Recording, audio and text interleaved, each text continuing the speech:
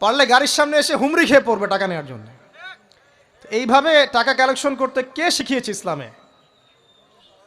আর আমরা অনেক সময় ছোট ছোট বাচ্চাদেরকে দিয়ে, মাদ্রাসার ছোট ছোট বাচ্চাদেরকে দিয়ে টাকা কালেকশন করাই। এটা ঠিক না। কেন ঠিক না জানেন? ছোটবেলা থেকেই ওর ব্যক্তিত্ব নষ্ট হচ্ছে।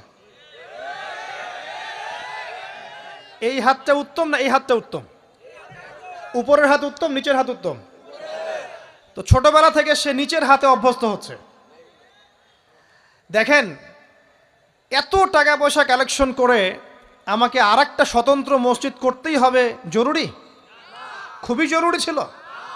মানুষের কাছে হাত চেয়ে, হাত পেতে রাস্তাঘাটে এরকম করে গাড়ি থামিয়ে, তারপরে কি বলবো, সুর করে গান গেয়ে এত টাকা পয়সা কালেকশন করতেই হবে? মসজিদটা আমাকে টাইলস ফিটিং করতেই হবে? এসি মসজিদ করতেই হবে? আমরা এমনও মসজিদ রংপুরে দেখেছি 10 বছরেও টাকা কালেকশন শেষ হয় নাই। 10 বছর ধরে কালেকশন হচ্ছে। আমি ছোটবেলা থেকে দেখছি কালেকশন হচ্ছে। কি বুঝলেন? তো এগুলো আমাদের ব্যক্তিত্ব নষ্ট করে। মুসলিমরা উপরের হাতের